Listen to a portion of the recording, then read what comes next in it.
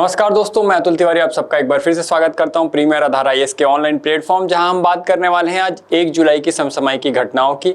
पिछले महीने की सारी घटनाएं आपको मैं कवर करवा चुका हूं। अगर आप चाहें तो प्रीवियस वीडियो जरूर देख सकते हैं। आप इस चैनल को सब्सक्राइब नहीं कर रहे हैं और नए वीडियो की नोटिफिकेशन आपके पास तब तक नहीं आएगी जब तक आप इस वीडियो को लाइक नहीं करते और सब्सक्राइब नहीं करते और शेयर नहीं करते। तो कम से कम इस चैनल को सब्सक्राइब करके रख लीजिए और शेयर और लाइक जरूर कीजिए ताकि आपके जो रिएक्शंस हैं वो मुझ तक पहुंचते रहें।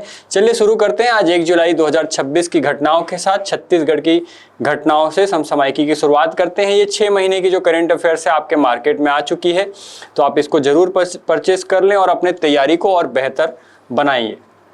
छत्तीसगढ़ करंट अफेयर्स की बात कर रहे हैं। यहाँ पर उदंती सीता नदी टाइगर रिजर्व में आपको एक भारतीय विशाल उड़न गिलहरी दिखाई दी है। ये वन्य जीव संरक्षण की दिशा में एक बड़ी उपलब्धि है। जून 2026 में छत्तीसगढ़ के उदंती सीता नदी टाइगर रिजर्व में दुर्लभ भारतीय विशाल उड़न गिलहरी की उपस्थिति दर्ज की गई है। इस उपलब्धि से क्षेत्र में जैव विविधता एवं सफल वन्य जीव संरक्षण प्रयासों का महत्वपूर्ण जो प्रमाण है वो हमको दिखाई देता है। ये आप चित्र में देख सकते हैं, इस प्रकार की कुछ दिखाई देती है ये उड़न गिलहरी। इसकी विशेषताएं देख लेते हैं। यह निशाचर स्तनधारी है और पंजे तथा झिल्ली की सहायता से 100 मीटर या उससे अधिक दूर तक ग्लाइड करती है। यह पत्तियों की तरह उड़ती नहीं है बल्कि ग्लाइड करती है। मुख्यतः घने एवं परिपक्व वनों में निवास करती है। ये फल, बीज, पत्तियों, फूल और कोपों की छाल इसका जो है प्रमुख भोजन है। दिन में यह पेड़ की खोखले या पत्तों के बीच में विश्राम करती है और इनकी उपस्थिति स्वस्थ परिस्थिति के तंत्र एवं समृद्ध जैव विविधता का संकेत मानी जाती है। IUCN द्वारा इसको रेड लिस्ट में शामिल किया गया है और इसका संरक्षण किया जा रहा है। वन्य जीव अधिनियम जो 1972 में पारित हुआ था उसके अकॉर्डिंग, और ये अनुसूची 2 का विषय है। तो ये देख लीजिए, आप एक बार फिर से फोटो दिखा देता हूँ आप इसको। ये भारतीय उड़न गिलहरी है और रेयर स्पीसीज है जो कि ग्लाइड करती है। कुछ इस तरीके से, ग्लाइड करने का मतलब एक जगह से दूसरी जगह पे छलांग लगाती है। ठीक है, ये उड़ती नहीं है, ये याद रखिएगा। ठीक, आगे देखते हैं नेशनल और इंटरनेशनल करंट अफेयर्स। यहाँ पे sustainable development report SDR report 2026 की बात कर रहे हैं हम। ये क्यों है चर्चा में? तो UN sustainable development solution network SDSN ने सस्टेनेबल डेवलपमेंट रिपोर्ट 2026 जारी कर दी है, जिसमें भारत की रैंक जो है वो 94वीं है। 94th रैंक हमने हासिल की है और इसमें भारत का स्कोर 2026 में 68.3 रहा है 100 में से।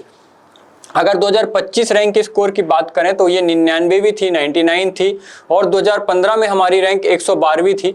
2015 से 2026 तक 18 स्थान का हमने सुधार किया है। और अगर प्रमुख प्रगति देखें तो SDG 7 रूरल इलेक्ट्रिफिकेशन में और SDG 9 में डिजिटल कनेक्टिविटी में हमने प्रमुख प्रगति हासिल की है। रिपोर्ट 2030 तक केवल 3% SDG टारगेट सही दिशा में है। और चुनौती की बात करें तो हमारे सामने हंगर, मालन्यूट्रिशन, एनवायरनमेंट और गवर्नेंस, इनकी समस्याएं हमारे सामने हैं जो कि हम आने वाले समय में ओवरकम करते दिखाई देंगे। SDG इंडेक्स 2026 में अगर हम 3 शीर्ष देश देखें तो फिनलैंड इसमें पहले स्थान पर है, स्वीडन दूसरे स्थान पर है और डेनमार्क जो है वो तीसरे स्थान पर है। अगर आप देखें SDSN की स्थापना कब हुई थी तो 2012 में इसका जो मुख्यालय है ये न्यूयॉर्क USA में है और इसका उद्देश्य SDG हेतु रिसर्च, पॉलिसी एडवाइस और प्रैक्टिकल सॉल्यूशन प्रदान करना है। अगर हम देखें SDG सस्टेनेबल डेवलपमेंट गोल्स क्या हैं हमारे, तो इसका अर्थ होता है सतत विकास का लक्ष्य। इसको 2015 में अपनाया गया था। कुल इसके 17 लक्ष्य हैं और लक्ष्य वर्ष जो है 2030 है। SDG इंडेक्स स्कोर 0 से 100 तक हो सकता है। 100 अंक का अर्थ है सभी 17 SDGs की पूर्ण प्राप्ति कर लेना। ये 17 SDGs हैं जो आपके स्क्रीन पर दिखाई दे रहे हैं, जो कि वैसे तो आपके परीक्षा की दृष्टि से इंपॉर्टेंट नहीं होगा। बस आपको भारत की रैंक याद रखनी है, उसका स्कोर याद रखना है और पहले, दूसरे और तीसरे स्थान पर आने वाले देश आपको पता होना चाहिए। आगे देख रहे हैं टॉप 500 सुपर कंप्यूटर रैंकिंग 2026 जून में ये जारी की गई है। टॉप 500 जून 2026 में चीन का लाइनसाइन जो दुनिया का नंबर 1 सुपर कंप्यूटर है वो बन गया है। एग्जाम ओरिएंटेड फैक्ट देख लें कि नंबर 1 कौन है, तो लाइनसाइन जो चीन का है और ये नेशनल सुपर कंप्यूटर है। सेंटर जिहान जो शहर है उसका, जैनझेन बोलते हैं इसको, शेनज़ेन, इस शहर का है और इसकी क्षमता जो है 2.19 एक्साफ्लॉप्स है। ठीक है, ये दुनिया का पहला CPU only exascale super computer है।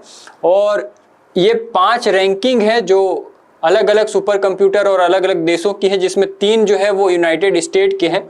लाइन साइन जैसे मैंने आपको बताया चाइना का, एल कैप्टन जो है ये यूनाइटेड स्टेट का है, फ्रंटायर जो है ये भी यूनाइटेड स्टेट का है, और ऑरोरा जो है ये भी यूनाइटेड स्टेट का है, और जुपिटर बूस्टर ये जर्मनी का है।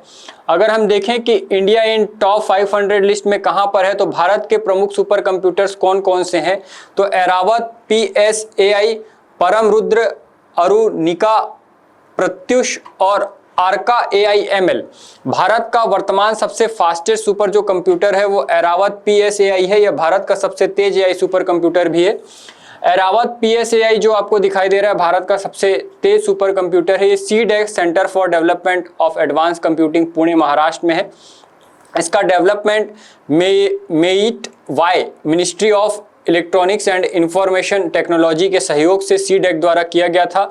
विश्व में 211वें स्थान पर आता है ये, और इसकी विशेषता है कि ये भारत का सबसे तेज कंप्यूटर है। सुपर कंप्यूटर क्या होते हैं, थोड़ा सा इसको समझ लेते हैं। सुपर कंप्यूटर बहुत ही अधिक शक्तिशाली और उच्च प्रदर्शन करने वाले कंप्यूटर होते हैं जो सामान्य कंप्यूटरों की तुलना में अरबों खरबों गुना तेजी से गणना कर सकते हैं।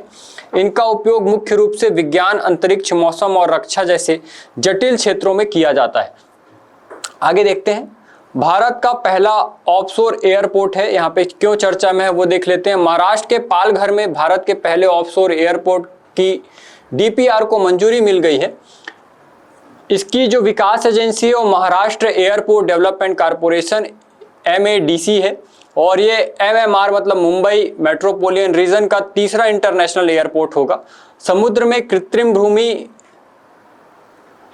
रिकलेमिनेशन बनाकर इसका निर्माण होगा, और 2026 तक ये जो संभावित है निर्माण इसका पूरा कर लिया जाएगा, और इसका संचालन 2030 के शुरुआती वर्षों में संभावित दिखाई देता है। समुद्र के बीच में कुछ इस प्रकार से बनाया जाएगा। ऑफशोर एयरपोर्ट क्या होता है वो समझ लीजिए।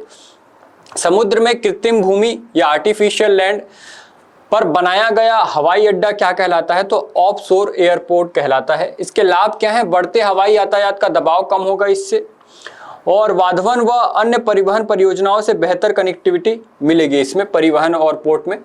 व्यापार, पर्यटन और रोजगार को भी इससे बढ़ावा मिलेगा, और मुंबई महानगर क्षेत्र जो है उसके विकास को गति मिलेगी। तो याद रखिएगा कहाँ पर बनाया जा रहा है, तो महाराष्ट्र में बनाया जा रहा है ऑफशोर एयरपोर्ट। आगे देख रहे हैं global skill challenge GSC Australia 2026। इसमें भारत ने शानदार प्रदर्शन किया है। भारत ने 3 गोल्ड, 1 सिल्वर और 1 ब्रोंज हासिल किया हुआ है। कुल 5 पदक जीते हैं भारत ने। इसका आयोजन ऑस्ट्रेलिया में हो रहा था, जिसमें 16 देश भाग ले रहे थे। लगभग 600 प्रतिभागी इसमें भाग लिए थे, और इसमें भारतीय टीम के 30 सदस्यीय दल का इसमें पार्टिसिपेशन रहा, और 15 जो है वो कॉम्पिटिटर्स थे और 15 एक्सपर्ट थे। 15 स्किल कैटेगरी में हमने इसमें भाग लिया, जिसमें भारत ने शानदार प्रदर्शन करते हुए 3 गोल्ड, 1 सिल्वर और 1 ब्रांज, कुल 5 पदक हासिल किए। ये अगला जो वर्ल्ड स्किल कंपटीशन है ये 48वां एडिशन है, जो कि 22 से 27 सितंबर 2026 को आयोजित होगा शंघाई चाइना में, और इसका ऑर्गेनाइजर होगा वर्ल्ड स्किल इंटरनेशनल ऑर्गेनाइजेशन जो है। ये हर 2 वर्ष में होता है। तो अगला ये जो आयोजन है कहाँ पर होने वाला है, सितंबर 2026 में होने वाला है। देखिए इसमें ग्लोबल स्किल चैलेंज 2026 में किसने किसने गोल्ड जीता है, तो वो देख लेते हैं यहाँ पे।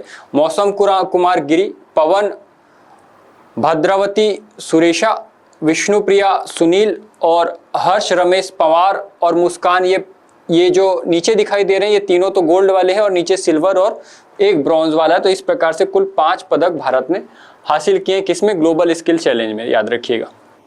आगे देख रहे हैं, राष्ट्रपति ने रक्षा अलंकरण समारोह में 105 सेवा पदक प्रदान किए, जिसमें ऑपरेशन सिंदूर में वीरता दिखाने वाले लेफ्टिनेंट जनरल राजीव घाई और एयर मार्शल अवधेश कुमार भारती को सर्वोत्तम युद्ध सेवा पदक सम्मान मिला। नौसेना प्रमुख एडमिरल कृष्णा स्वामीनाथन को परम विशिष्ट सेवा पदक, और अगले थल सेना प्रमुख के रूप में नामित लेफ्टिनेंट जनरल धीरज सेठ को उत्तम युद्ध सेवा पदक से सम्मानित किया गया है। आरबीआई के अनुसार मार्च के अंत तक भारत का कुल विदेशी कर्ज 762.8 अरब अमेरिकी डॉलर हो जाएगा और यह पिछले साल की तुलना में 26.3 अरब डॉलर अधिक है। विदेशी कर्ज और जीडीपी का अनुपात अगर हम देखें तो 20.80% हो गया है, जो एक साल पहले 19.8% था। कुल विदेशी कर्ज में अमेरिकी डॉलर की हिस्सेदारी सबसे ज्यादा है, लगभग 55% हमने अमेरिका से कर्ज लिया है। तो ये आज की कुछ प्रमुख घटनाएं थी और ये हमारे संस्थान के द्वारा निकाली गई पुस्तकें हैं जो आपकी परीक्षाओं को, तैयारियों को और बेहतर बना सकती हैं। तो आप इसे जरूर खरीदें और अपनी तैयारी को बेहतर बनाएं। आज के लिए इतना ही, फिर से जल्द ही मुलाकात होगी नए करंट अफेयर्स वीडियो के साथ। तब तक के लिए धन्यवाद। डियर व्यूअर्स, अपने एग्जाम की तैयारी को और बेहतर करने के लिए हमारे चैनल को लाइक, शेयर और सब्सक्राइब करना न भूलें।